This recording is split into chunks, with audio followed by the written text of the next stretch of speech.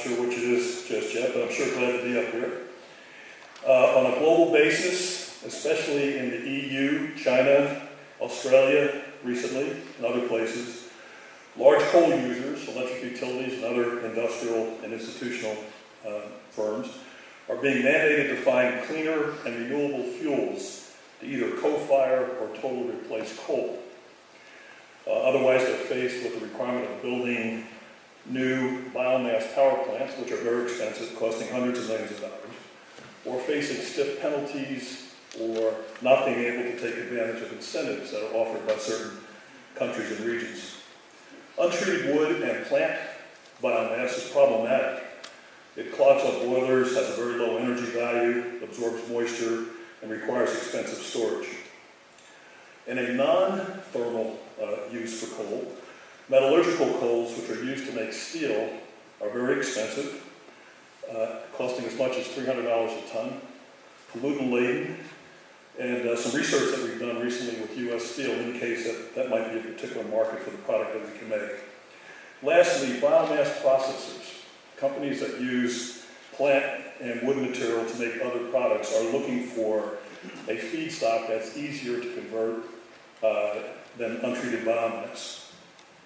Agritech, that's the name of our company, our torrefaction process may be one of the world's most efficient and cost-effective means for converting plants and trees into a clean and renewable alternative to coal, which, among other things, can be co-fired in existing coal plants without costly upgrades. Our process also produces a superior feedstock from which other bioproducts can more easily be made.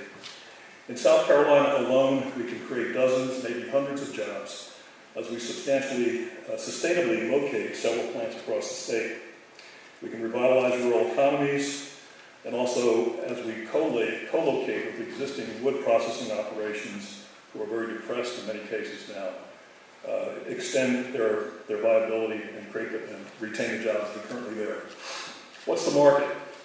According to the IEA, annual world coal use is 6.2 billion tons a year, of which 63% is burned to produce electricity. One of the alternatives to coal, which are pellets, have been growing at a 20% rate, and demand for pellets is expected to increase from 6 million to over 40 million tons annually. Torrefied biomass can easily displace 25% of the coal being used, and 50% of be used in 50% of the pellets that are produced. Because of EU regulations and incentives, EU utilities are now willing to pay approximately $190 a ton for torrefied pellets versus $150 a ton some U.S. utilities may offer. We can produce this torrefied fuel for $130 a ton. The market for torrefied feedstock used in making other bio-based products is being determined, but expected to offer Agritech and those who use our equipment higher profits than the thermal alternative. There's tremendous global interest. Our website, with no marketing, has had over 54,000 hits in the last couple of years. What about our technology? Our technology is licensed from North Carolina State University. Patents are pending. It essentially involves heating biomass in a low oxygen environment that overcomes all of the challenges that are problematic with biomass that I described earlier, including making a very brittle and high energy fuel that compares in energy to that of coal. Our competition is particularly coming out of the EU. French companies like Thermia and the Dutch company Topel have demoed torrefaction equipment, but their processes are much more complicated and much more expensive than ours. And these competitors require a costly extra step, which reduces the moisture of the biomass that they use for inputs down to 20%, which is not something that we require. Our business model is to develop, acquire, sell, and use the best processes available to facilitate the sustainable use of plant and wood biomass in order to make a variety of fuels and bioproducts which enhance the world's environment and quality of life while also improving economic conditions for disadvantaged rural communities. Our current management is myself, the founder, a science-loving Sputnik baby, and former economic development professional. We've identified a CEO and a chief technology officer who bring both experience and new customers. We're glad to be part of this event because we may find some other members of our management team as well. I look forward to answering your questions. I know maybe you got cut off beforehand, but give me a quick understanding of the cost structure and how you compare to your competitors. Cost, your cost to produce and their cost to buy. Our production cost per ton is about $30 to $35 a ton. The feedstock component that we would use requires 3 tons of green biomass, if you will, normally averaging around $30 a ton. So total cost, as I said earlier, is about $130 a ton to the end user. So you're making it for $35 a ton and you're selling it for $130 a ton? No, we're making it for about $130 a ton. Okay. Which includes both feedstock plus processing costs. And we can sell anywhere from 150 to, in the US, to 190 in Europe. And for applications in the steel industry, we might be able to sell for as high as $200 to $300 a ton. I apologize. Television's been really good to us, C students. Break it down for me, real easy. How much are you paying per ton to produce it? $35 for production costs. Yeah. And then approximately another $90 for the feedstock that we would acquire. Okay, so 130 is your cost to produce it. Right. And what's the cost to the client? The cost to the client depends on the market. In the U.S., because there are no federal requirements for utilities to use this kind of fuel, only in distressed cases, and we actually have one with a utility on the West Coast that's required to be off of coal by 2020, they, along with the Electric Power Research Institute, which has been one of our partners, and Idaho National Labs have been invited to participate in a 12-month demonstration project there. That would be our first initiative. We then bring that machine back here to the East Coast and use it to open our first pilot plant here in South Carolina.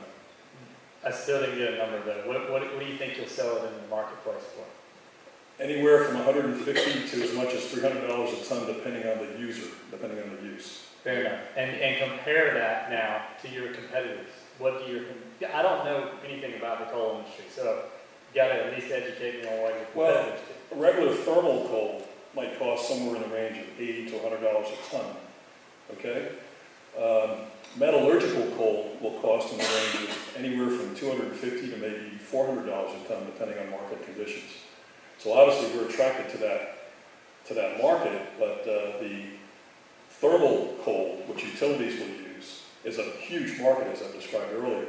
However, without governmental incentives and requirements, there's limited market space here in the U.S. The EU is very strong, China's getting strong, Korea, Japan, Australia just announced a requirement for this kind of fuel in the last few days. Okay. When you're citing cost per ton, but can you compare cost per kilowatt, cost per retail? Good question. The fuel that we make is comparable to coal. Coal may be in the 10,000, 11,000 BTU range. The fuel we can make is in that same range. So it's comparable to coal in terms of energy. Okay, and how does your emissions profile stack up against? In terms of producing the material? In terms of burning it. So you've got, it's renewable, but it's not necessarily clean. I mean, It's still much have emissions profile. Much cleaner.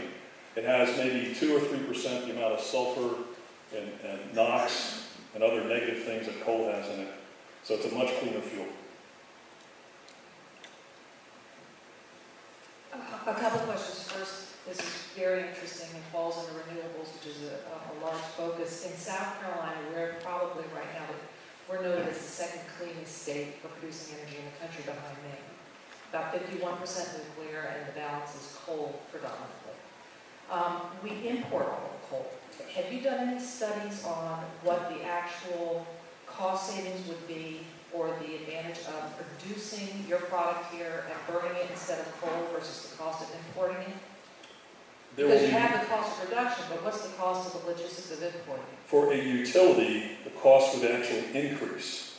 And that's why we are de-emphasizing U.S. utilities as customers. Because of the regulations in Europe and China and other places that both require the use of renewables and then incentivize the use of renewables, those markets are much better for us. Now, Georgetown Steel, now called something else, the Dow, is actually importing metallurgical coal and paying somewhere in the range of, let's say, $250 to maybe $400 a ton. That's an interesting market for us, and it's a local market here in the state. We can actually make a renewable fuel. It's not even a fuel. It's an ingredient that's used in the coking process. We can actually make that and provide it to them for less than they're paying for metallurgical coal. So a very exciting market for us. Okay, so then two questions. Overseas, you can target utilities overseas because of the renewable standards that they're facing today. And incentives. And incentives. And in the U.S., you can target major manufacturers like steel and forest products industry. So you have to do the industry in the U.S. and potentially utilities outside of the U.S. Well, there are some utilities in the U.S. who are, such as the one that we are being asked to partner with on the West Coast, that must be off of coal by 2020. So they have already begun procuring biocrops and other bio-based materials. They need a torrefaction function to process that material so they can use it in their existing boilers. Okay, let me make sure I understand this. Because your product will be more expensive for the utilities, that's because there are no incentives for your product? Okay. That's correct. And you're actually producing now, or where are you? Yes, thank you for the question. We have partnered with the Custer-Zima Corporation based in Spartanburg, South Carolina. They've spent over $400,000 of their own resources